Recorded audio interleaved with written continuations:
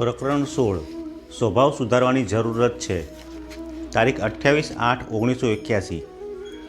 એવી વાતો યાદ આવે છે કે જો એમાંની એક ઉપર પણ ધ્યાન આપવામાં આવે તો એકદમ લાભ થઈ જાય. એવી કેટલીય વાતો છે. એમાંની એક વાત કહું છું. મનુષ્યોએ મોટે ભાગે ભજન સ્મરણ, જપ, કીર્તન, સત્સંગ, સ્વાધ્યાય, વ્રત, નિયમ વગેરેને મહત્ત્વ આપી રાખ્યું છે. એમાં પણ ભજન સ્મરણને મહત્ત્વ આપે છે. ભગવાનના સંબંધનો જેટલો મહિમા છે તેટલો બીજા કોઈનો નથી, એ સાચી વાત છે. પરંતુ આમ છતાં જેવો લાભ થવો જોઈએ તેવો થઈ નથી રહ્યો. આનું કારણ શું? એ કે મનુષ્ય પોતાનો સ્વભાવ સુધારવા તરફ ધ્યાન આપતો નથી. પુરાણો જેવો સ્વભાવ છે તેવું જ કરે જ જાય છે. તો એનાથી શું થશે? કરેલા ભજન સ્મરણ ક્યાંય ચાલ્યા જતા નથી, એનો નાશ થવાનો નથી. પરંતુ અત્યારના સમયે એનું જીવન શુદ્ધ નિર્મળમય હશે નહીં. સ્વભાવમાં બે ભયંકર વ્યાધિ છે: સંગ્રહ કરવો અને સુખ ભોગવવું. આનાથી સ્વાર્થ અને અભિમાન એ ખાસ દોષ આવે છે.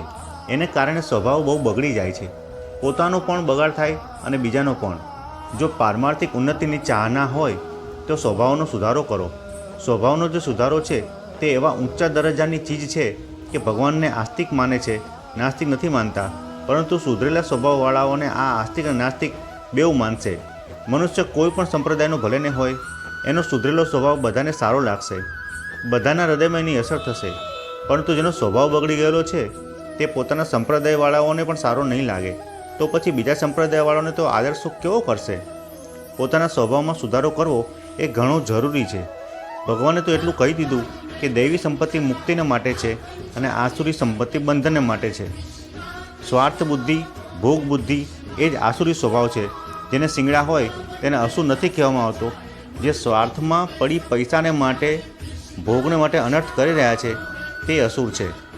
ભગવાને ગીતામાં કહ્યું છે કે રાક્ષસી, આસુરી અને મોહિની સ્વભાવવાળા લોકો મારું ભજન નથી કરતા, પરંતુ મારી નિંદા કરે છે, તિરસ્કાર કરે છે. રાક્ષસી સ્વભાવવાળા એ છે કે જેઓ ક્રોધમાં આવીને બીજાઓનો નાશ કરે. આસુરી સ્વભાવવાળા એ છે કે જેઓ પોતાના સ્વાર્થને માટે, પોતાના સુખને માટે બીજાઓનો નાશ કરે. અને મોહિની સ્વભાવવાળા એ છે કે જેઓ મૂઢતાથી કોઈ મતલબ વિના બીજાઓનો નાશ કરે, બીજાનું નુકસાન કરે. આજકાલ આસુરી સ્વભાવ અનેકોમાં છે. ક્રોધ તો આવજા કરનારો છે. મૂઢતા સત્સંગથી નષ્ટ થઈ જાય છે. પરંતુ આ સ્વાર્થ દોષ સતત ચાલુ રહે છે. પોતાના શરીરના સુખ, આરામ અને અનુકૂળતાની ઈચ્છા એ આસુરી પ્રકૃતિ છે જે સતત રહ્યા જ કરે છે. ક્રોધ અને મૂઢતા એટલા ભયંકર અને નુકસાન કરનારા નથી કે જેટલો સ્વાર્થ દોષ છે. સાધકને માટે સ્વાર્થ બુદ્ધિ ભારે નુકસાનકારક છે. એ ભજન, ધ્યાન, સ્વાધ્યાય વગેરે તો કરે જ જાય છે, પરંતુ સ્વાર્થ દોષ તરફ એની નજર નથી જતી કે એમાં પણ અનર્થ થતો રહે છે. શરીરને માટે આરામ, ભોગ, સુખ, સંગ્રહની ઈચ્છા અને કોઈપણ રીતે પોતાના મતલબ સિદ્ધ કરવાની ભાવના ભારે મોટું નુકસાન કરનારી છે. એને લઈને આદમી ઊંચી આવી શકતો નથી. માટે સજ્જનો, પોતાના સ્વભાવનો સુધારો કરો. સ્વાર્થ બુદ્ધિનો ત્યાગ કરીને બીજાઓનું હિત કરો. એના વિના બીમારી મટવાની નથી. આજના સમયમાં તો સ્વાર્થ બુદ્ધિના ત્યાગની ભારે મોટી જરૂર છે. આ સ્વાર્થને કારણે જુઠ્ઠાણું, કપટ, બેઈમાની, ઠગાઈ, છેતરપિંડી, વિશ્વાસઘાત વગેરે ન જાણે કેટલા પાપ થઈ રહ્યા છે, જેઓનો કોઈ જ અંત નથી. તેથી તો જેમ ભૂખ્યાને અન્નની અને તરસ્યાને પાણીની જરૂર હોય છે, તેવી જ રીતે આ સમયમાં સ્વાર્થનો ત્યાગ કરનારાઓની ભારે મોટી જરૂર છે. આપણા દેશનો સ્વાર્થનો ત્યાગ કરનારા મેળવવા માટે ભારે ભૂખ લાગી છે. આપણો દેશ ભૂખે મરી રહ્યો છે.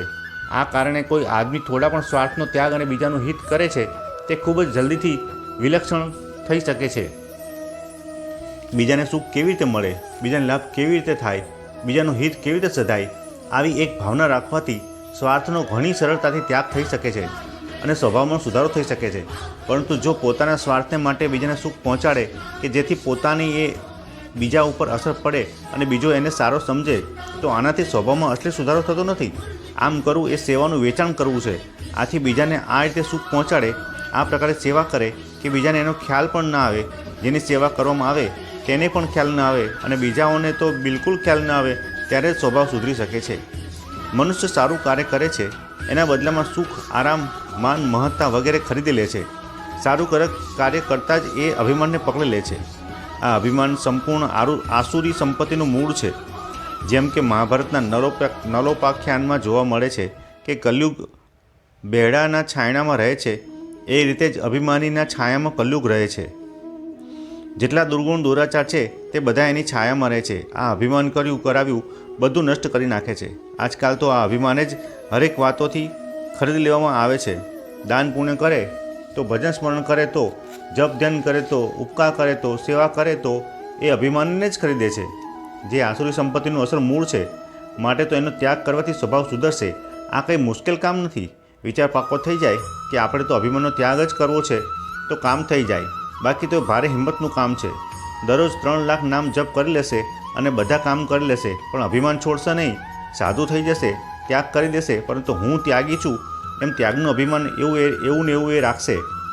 અહંકાર રાક્ષસ બળો, દુઃખ દેણ સૌરીત, જે છૂટે આ દુષ્ટથી પામે શાંતિ અતીત. આ અહંકાર મોટો રાક્ષસ છે. એ માટે સજ્જનો સ્વભાવને શુદ્ધ અને નિર્મળ બનાવો. જે દુર્ગુણો દુરાચાર દેખાય તે કાઢી નાખો. આમ થતાં ભજન સ્મરણનો ભારે વિલક્ષણ પ્રભાવ પડશે. આ રાક્ષસો સ્વાર્થ અને અભિમાન સાથે બેઠા છે, તેથી જ પહેલાંનો પ્રભાવ પડવા દેતા નથી. સાધકને અસંગ થવા દેતા નથી. એ માટે સ્વભાવનો સુધારો કરવાની અને શુદ્ધ બનવાની ભારે મોટી જરૂર છે.